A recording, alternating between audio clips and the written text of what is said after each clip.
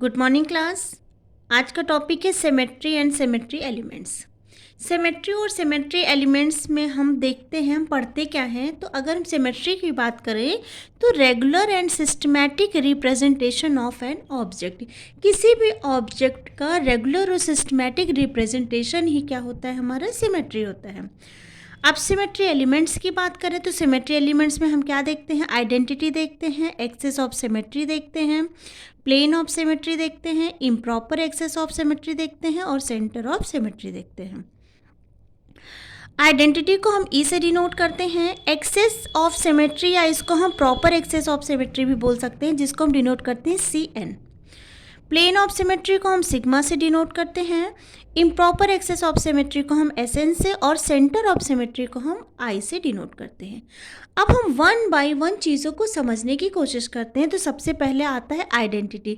Identity का मतलब होता है, जैसे ये हमारा हाथ है, इस हाथ के सामने अगर मिरर रख दिया जाए तो ये हमारा हाथ दूसरा ऐसे दिखेगा, ऐसे, ठीक है।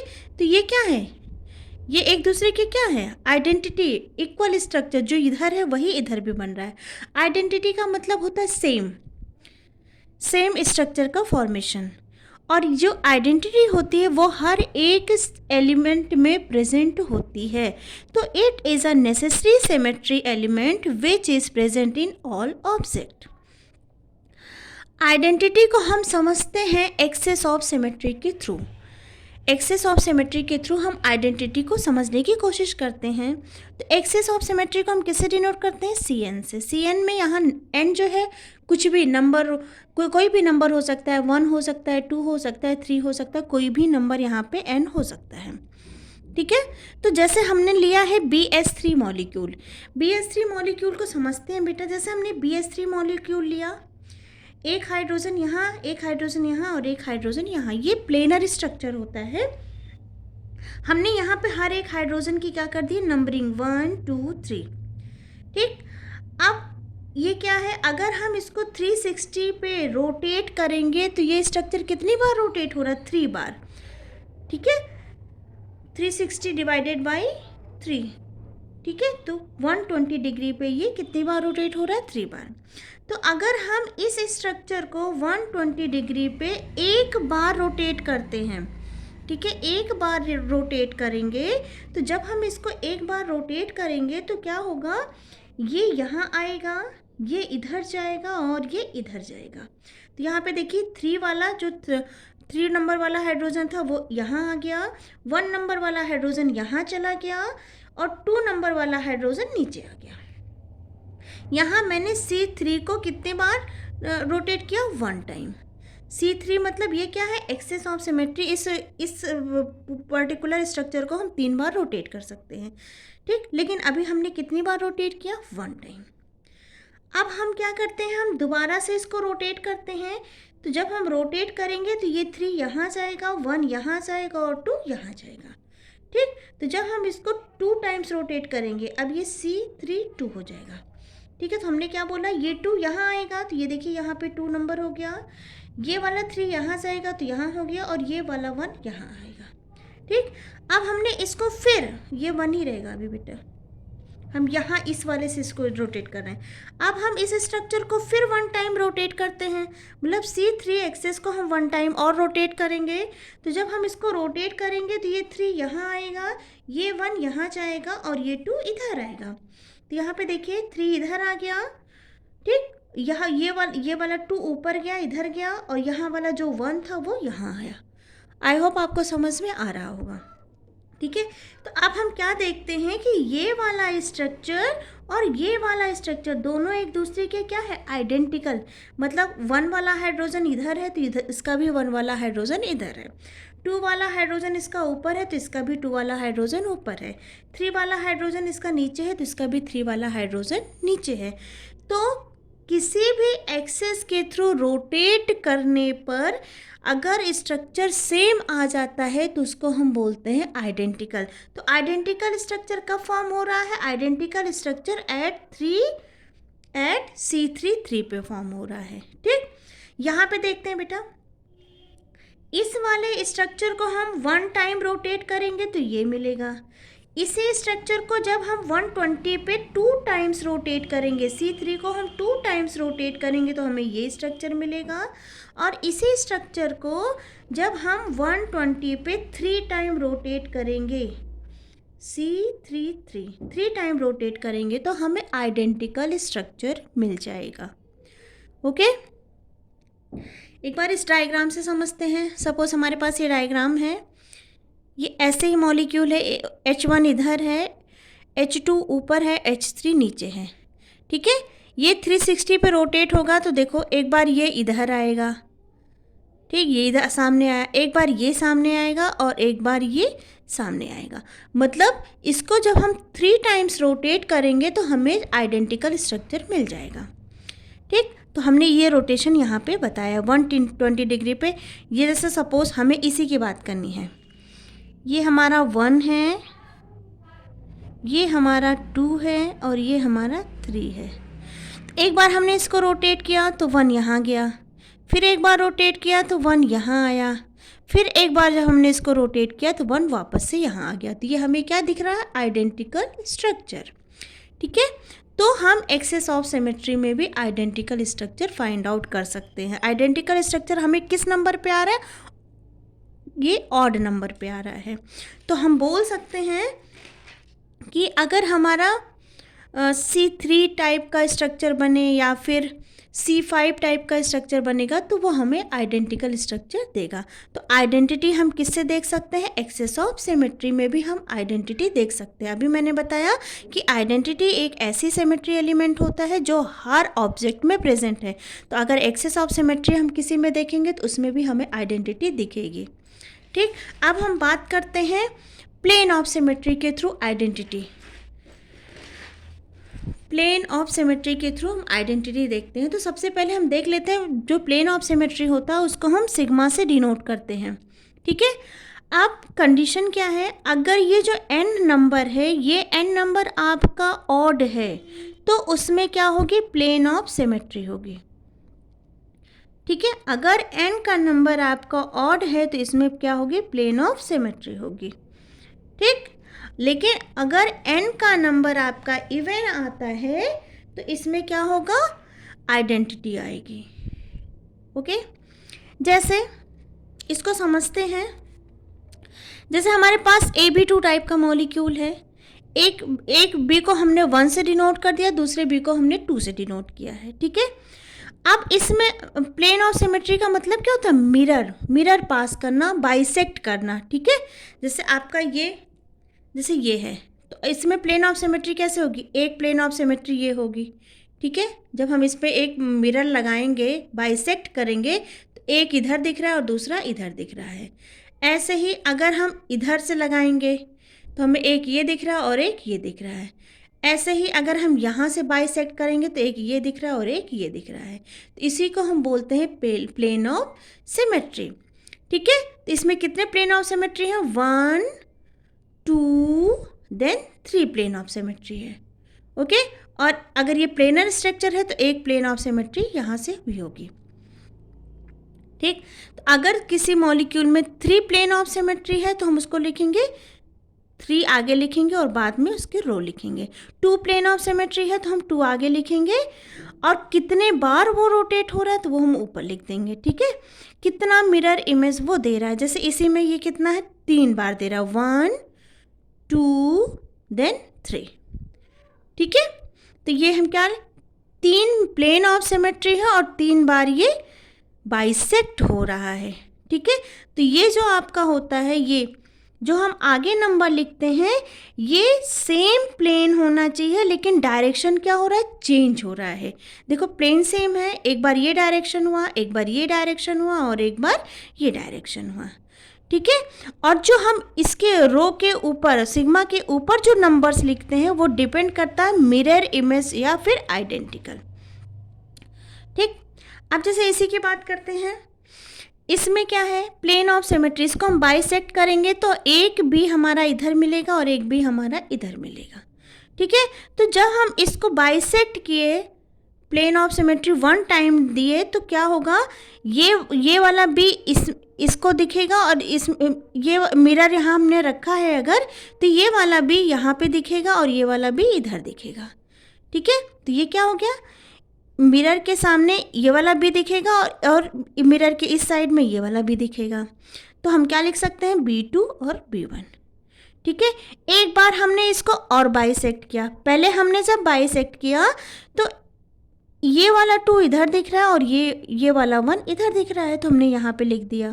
ठीक, अब दूसरी बार जब हम इसमें मिरर पास कर रहे हैं सेकेंड टाइम, तो अब जब हम सेकेंड टाइम मिरर पास करेंगे तो ये 1 इधर दिखेगा और ये 2 इधर दिखेगा।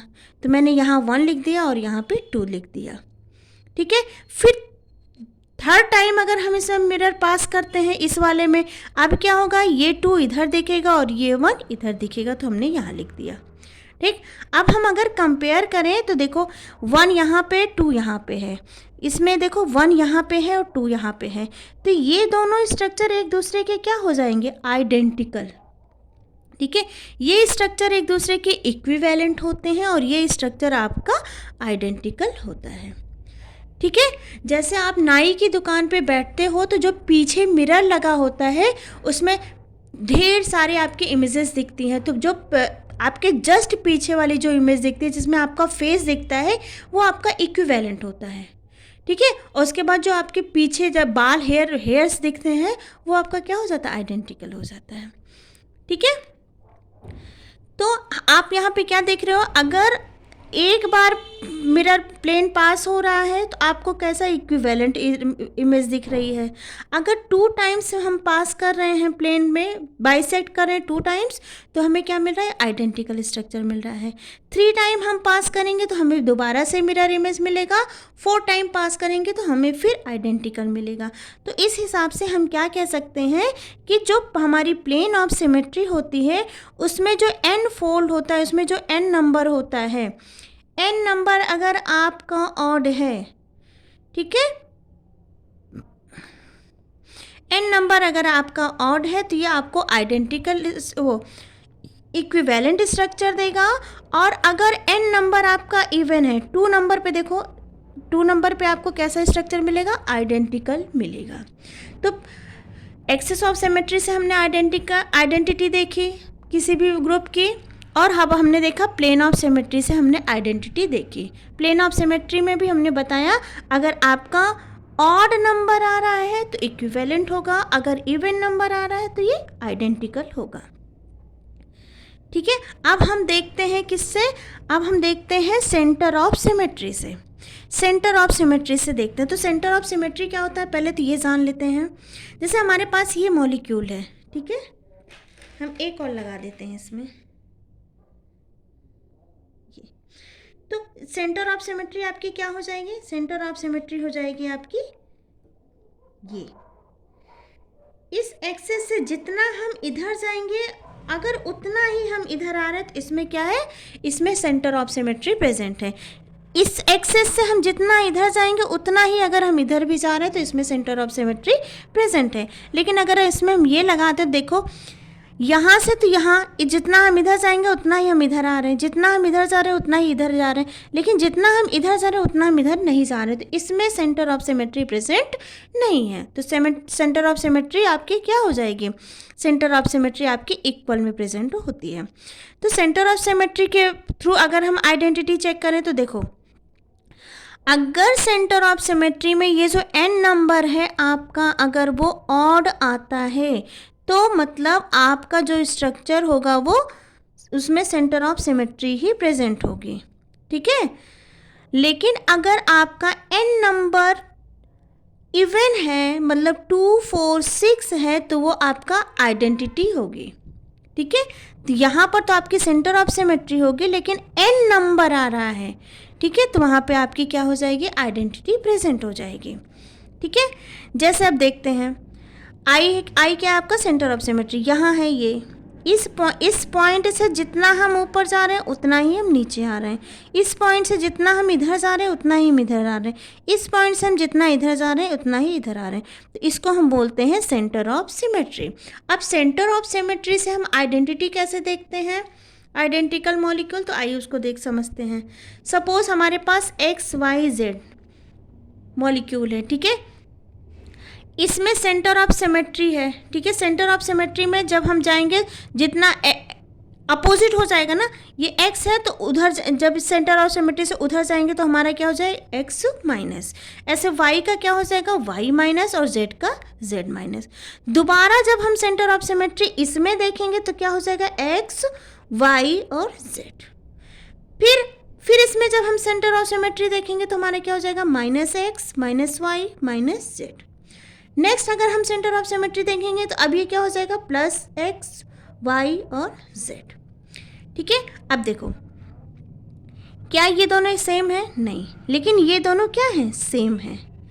ये दोनों सेम है? नहीं, लेकिन ये दोनों क्या है? सेम है।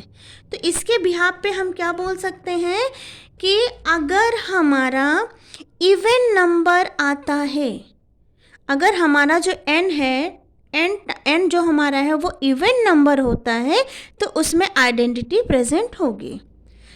लेकिन अगर ऑड है तो उसमें सेंटर ऑफ सिमेट्री प्रेजेंट होगी। जैसे हमारा ये क्या है? ये ऑड है, 1 नंबर है तो इसमें क्या है? Centre of symmetry.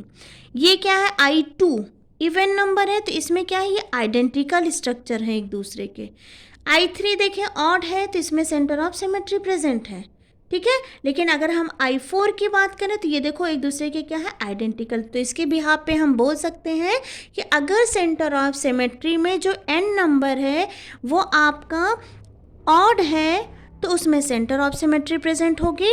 अगर वो इवन टाइम आता है तो उसमें क्या हो जाएगा? वो एक दूसरे के आइडेंटिकल हो जाएंगे। जैसे ये इवन है और ये इवन है, ये दोनों एक दूसरे के क्या हो जाएंगे?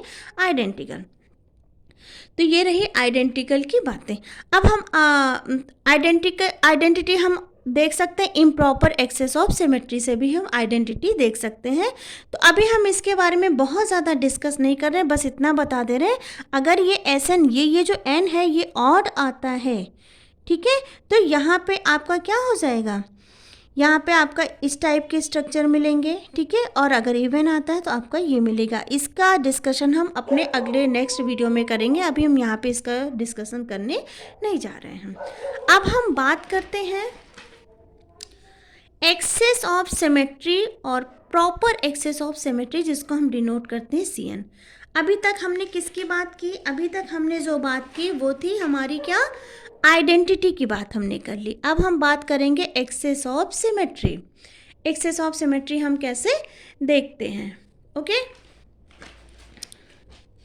तो एक्सेस ऑफ सिमेट्री में ये जो n होता है ये होता है फोल्ड एक्सेस ऑफ सिमेट्री, कितने बार कोई चीज़ फोल्ड हुई है। जैसे 2 टाइम्स अगर फोल्ड होता है, 2 टाइम्स का मतलब ये, ठीक है। 3 टाइम्स का मतलब ये हो जाएगा, 3 फोल्ड हो गए इसमें। 4 फोल्ड का मतलब ये हो गया, ठीक है। तो कोई भी फोल्ड कितने बार हो रहा है वो देखते हैं एक्सेस ऑफ सिमेट्री में, ठीक है।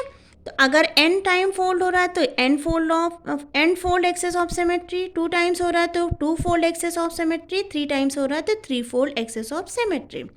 अच्छा, ये करते कैसे हैं? जैसे मतलब आप ये समझ लो कि कोई भी मॉलिक्यूल में प्रेजेंट वह इमेजनरी एक्सेस, किसी भी मॉलिक्यूल में प्रेजेंट वह इमेजनरी एक्सेस जिसके अलोंग मॉलिक्यूल को जब हम रोटेट करने पर उसका स्ट्रक्चर 360 से पहले ही रिपीट हो जाता है, उसी को हम बोलते हैं क्या? एक्सेस ऑफ सिमेट्री, ठीक है। जैसे आपका अगर C2 है तो इसका मतलब क्या है? 360 को हम कितनी बार रोटेट कर रहे हैं? 2 टाइम्स। तो कितने डिग्री पे रोटेट हो रहा है? 180 पे। जैसे आपका C3 है तो थीटा क्या हो जाएगा हमारा? 360 डिवाइडेड बाई 3।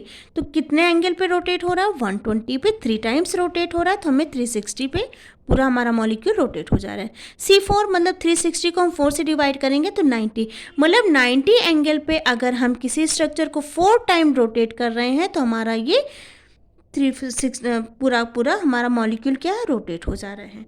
अब इसको हम एग्जाम्पल से समझते हैं। तो सबसे पहला जो एग्जाम्पल है BF3 क्या हो जाएगा? ये ट्राइगोनल प्लेनर स्ट्रक्चर होता है। BF3 को हम ऐसे मान लेते हैं, सपोज हमारे पास ये वाला स्ट्रक्चर है BF3 ट्राइगोनल प्लेनर स्ट्रक्चर। अब इसमें देखो क्या है, जैसे यहाँ हमने इस फ्लोरीन को हमने 1 माना, इस फ्लोरीन को हमने 2 माना, इस फ्लोरीन को हमने 3 माना, ठीक। अब हम इसको रोटेट करेंगे, इस एक्सेस के थ्रू हम इसको रोटेट करेंगे। हम क्या करेंगे, हम इसको रोटेट करेंगे। तो एक बार ये सामने है, अब ये सामने आएगा, फिर ये सामने है, अब ये सामने आएगा, ठीक है। देखो ऐसे, ये सामने है, रोटेट किया, ये सामने आया, ये सामने है, रोटेट किया तो ये सामने आया, ठीक है, फिर रोटेट किया तो ये सामने आया। ओके, तो ये कितनी बार रोटेट हो रहा है, 3 टाइम्स रोटेट हो रहा है। ऐसे ही जैसे हमने इस फ्लोरीन को 1 माना, इसको 2 माना और इसको 3 माना, ठीक है। तो इसमें कितने एक्सेस ऑफ सिमेट्री है, 3 एक्सेस ऑफ सिमेट्री इसमें प्रेजेंट है। 3 बार हमें इसे रोटेट करना पड़ेगा। तो जब हमने इसको एक बार रोटेट किया तो ये जो 1 है, ये 1 यहाँ चला गया, ठीक, इसको हटा दो। ये जो 2 है ये यहाँ चला आएगा और ये जो 3 है ये यहाँ चला जाएगा। तो आप क्या देख रहे हो, 1 यहाँ आया, 2 नीचे आया और 3 इधर गया। फिर हमने इसको 120 पे दोबारा रोटेट किया, ठीक है, ठीक, C3 1 ये भी रहेगा। दोबारा रोटेट करेंगे तो ये 2 इधर जाएगा, ये 3 इधर आएगा और ये 1 इधर आएगा। तो हमारे क्या स्ट्रक्चर बन जाएगा, देखो 2 इधर, 3 इधर और 1 इधर। फिर इसको हम 1 टाइम और रोटेट कर रहे हैं, C3 1, ठीक। तो हम क्या हो जाएगा, अब ये 1 इधर जाएगा, ये 2 इधर आएगा और ये 3 इधर आएगा। तो क्या हो जाएगा, 1 यहाँ ऊपर चला गया, 2 साइड में चला गया और 3 नीचे आ गया। तो अब आप क्या देख रहे हो, ये वाला स्ट्रक्चर और ये वाला स्ट्रक्चर क्या हो गया, सेम हो गया। तो यहाँ पे जब हम रोटेट कर रहे हैं तो इसको लिखेंगे C3 1 टाइम रोटेट किया। इस स्ट्रक्चर और इस स्ट्रक्चर के लिए हमें एक्सेस ऑफ सिमेट्री को कितने टाइम रोटेट करना पड़ा, 3 टाइम्स इस स्ट्रक्चर को पाने के लिए। लेकिन जब हमें ये स्ट्रक्चर मिल रहा है तो हम एक्सेस ऑफ सिमेट्री को कितने टाइम रोटेट कर रहे हैं, 3 टाइम्स। तो इसी को हम बोलते हैं एक्सेस ऑफ सिमेट्री। आइए कुछ और मॉलिक्यूल से इसको समझने की कोशिश करते हैं।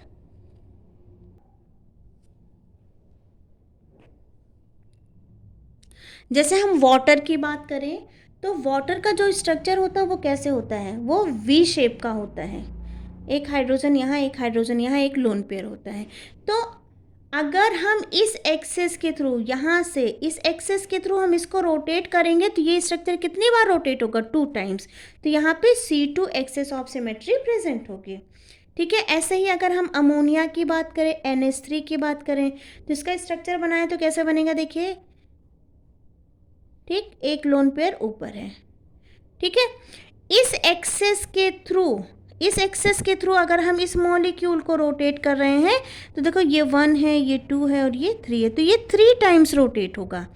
तो जब ये 3 टाइम्स रोटेट होगा तो इसमें C3 axis of symmetry present होगी।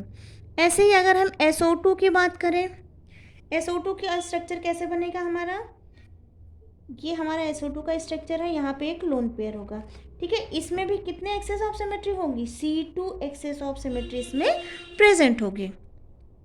अगर हम CH3Cl की बात करें तो क्या हो जाएगा, यहाँ पे कार्बन है, ये 3 हाइड्रोजन हो जाएंगे और यहाँ पे क्या हो जाएगा, आपका Cl है। तो अगर हम इसको रोटेट करते हैं इस मॉलिक्यूल को तो यहाँ भी ये क्या है, 3 ही बार रोटेट होगा। तो इसमें भी क्या हो जाएगा, C3 axis of symmetry, just like ammonia. ऐसे ही अगर हम CH2Cl2 की बात करें तो हम क्या करेंगे बेटा, ये कार्बन है, ठीक है, एक क्लोरीन एटम यहाँ, एक क्लोरीन एटम यहाँ, ओके। एक हाइड्रोजन आपका यहाँ पे हो जाएगा और एक हाइड्रोजन आपका यहाँ पे हो जाएगा, ठीक है। अब हम क्या करेंगे, इसमें भी हमारा क्या होगा, C2 access of symmetry present होगी, यहाँ से हम अगर एक्सेस डालेंगे, सॉरी यहाँ से एक एक्सेस डालेंगे तो इसमें भी क्या है, C2 एक्सेस ऑफ सिमेट्री इसमें प्रेजेंट होगी। एक बार इधर मोड़ेंगे तो ये Cl इधर आएगा और एक बार ये Cl इधर आएगा। ऐसे ही हाइड्रोजन एक बार पीछे जाएगा और एक बार आगे आएगा, तो इसमें भी क्या है, C2 access of symmetry present है। तो आई होप आपको इस लेक्चर में एक्सेस ऑफ सिमेट्री समझ में आई होगी। Thank you.